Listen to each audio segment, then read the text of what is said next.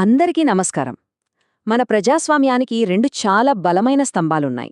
ఒకటి న్యాయాన్ని కాపాడితే రెండోది మన డబ్బును కాపాడుతుంది. అవే సుప్రీంకోర్ట్ మరియు కాంప్ట్రోలర్ అండ్ ఆడిటర్ జనరల్ అంటే క్యాగ్.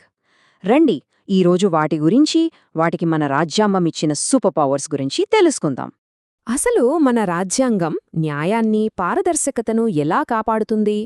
ఈ ప్రశ్నకు సమాధానం మన రాజ్యాంగంలోనే ఉంది. ముఖ్యంగా ప్రభుత్వాలు సరిగ్గా పనిచేస్తున్నాయా లేదా అని చూసే ఈ రెండు శక్తివంతమైన సంస్థల గురించి తెలుసుకుంటే ఆ సమాధానం మనకే దొరుకుతుంది.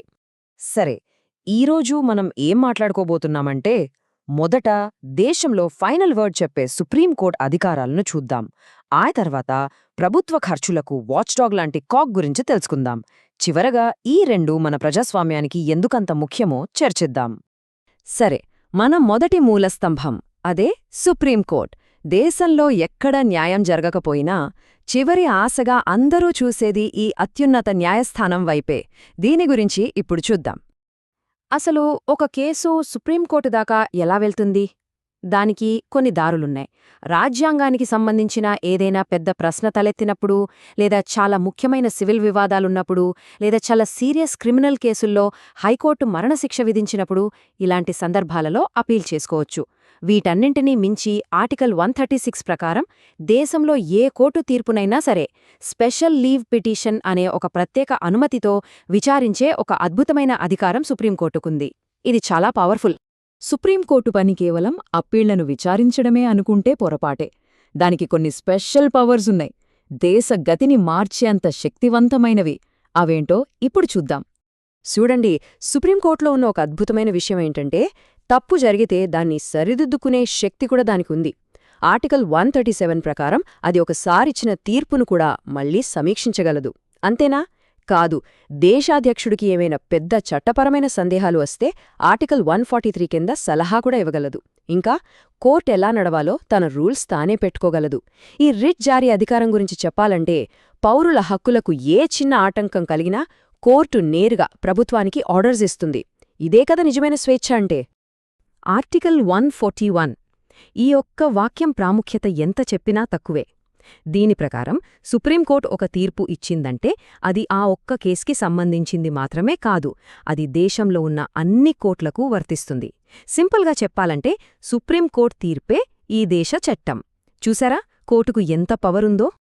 ఇక ఇప్పుడు మనం సుప్రీంకోర్టు దగ్గరున్న అసలైన బ్రహ్మాస్త్రం గురించి మాట్లాడుకుందాం. అదే ఆర్టికల్ 142 సంపూర్ణ న్యాయం. కొన్నిసార్లు ఉన్న చట్టాలను ఫాలో అయితే బాధితులకు పూర్తి న్యాయం జరగకపోవచ్చు. అలాంటి టైంలో ఈ ఆర్టికల్ 142 సుప్రీంకోర్టుకు ఒక సూపర్ పవర్ ఇస్తుంది. చట్టం పరిధులను దాటి అయినా సరే పూర్తి న్యాయం చేయడానికి ఇది హెల్ప్ చేస్తుంది.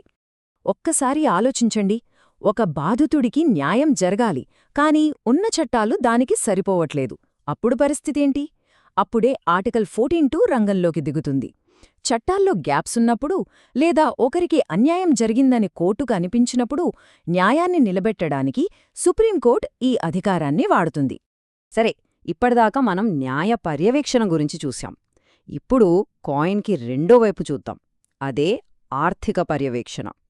సుప్రీంకోర్టు మన చట్టాలను, హక్కులను కాపాడితే కంట్రోలర్ అండ్ ఆడిటర్ జనరల్ అంటే మన కాగ్ మన డబ్బును కాపాడుతుంది.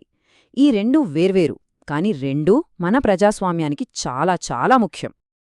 ఇప్పుడు మన రెండో మూలస్తంభం controller and auditor general of India. సింపుల్గా చెప్పాలంటే కాగ్.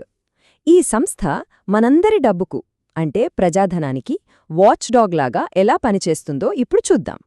క్యాగ్ను అంత ఈజీగా ఎవరూ బెదిరించలేరు, ప్రభావితం చేయలేరు. ఎందుకంటే వాళ్ల ఇండిపెండెన్స్కి మన రాజ్యాంగమే గ్యారంటీ. రాష్ట్రపతి వాళ్లను అపాయింట్ చేసినా తీసేయాలంటే మాత్రం సుప్రీంకోర్టు జడ్జిని తీసేసినంత కష్టం. అందుకే వాళ్ళు ఏ పొలిటికల్ ప్రెషర్కి భయపడకుండా ధైర్యంగా పనిచేయగలరు. మరి ఈ జవాబుదారీతనం సైకిల్ ఎలా పనిచేస్తుంది? చాలా సింపుల్. ఫస్ట్, కాగ్ గవర్నమెంట్ ఖర్చులన్నిటినీ తనిఖీ చేస్తుంది. తర్వాత వాళ్ళొక రిపోర్ట్ తయారు చేసి రాష్ట్రపతికి ఇస్తారు. ఆ రిపోర్ట్ను రాష్ట్రపతి పార్లమెంటు ముందు పెడతారు.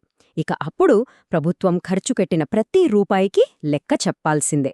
ఇదే కదా అసలైన ట్రాన్స్పరెన్సీ అంటే. ఇప్పటిదాకా మనం రెండు వేర్వేరు స్తంభాల గురించి చూశాం కదా. ఒకటి సుప్రీంకోర్టు, ఇంకొకటి క్యాగ్. ఇప్పుడు ఈ రెండు కలిసి మన ప్రజాస్వామ్యానికి ఎందుకు అంత అవసరమో, ఎందుకు ప్రాణవాయువులాంటివో తెలుసుకుందాం. చాలా సింపుల్గా చెప్పాలంటే, సుప్రీంకోర్టేమో చట్టం న్యాయంగా ఉండేలా చూస్తుంది. కాగేమో మన డబ్బు సరిగ్గా ఖర్చవుతోందా లేదా అని చూస్తుంది. ఒకటి మన హక్కులకు రక్షణ కవచమైతే, మరొకటి మన డబ్బుకు కాపలాదారు. ఈ రెండూ బలంగా ఉన్నంతకాలం మన రాజ్యాంగం మనకిచ్చిన మాట నిలబడుతుంది. ముగించే ముందు ఈ ఒక్క ప్రశ్న గురించి ఆలోచిద్దాం. ఒకవేళ సుప్రీంకోర్టుకు సంపూర్ణ న్యాయం చేసే ఆ సూపర్ పవర్ లేకపోతే, కాగుకు ప్రభుత్వ ఖర్చులను ప్రశ్నించే ధైర్యం లేకపోతే, అప్పుడు మన ప్రజాస్వామ్యం పరిస్థితి ఏంటి? బహుశా అప్పుడే మనకు ఈ సంస్థల అసలు విలువేంటో పూర్తిగా అర్థమవుతుంది.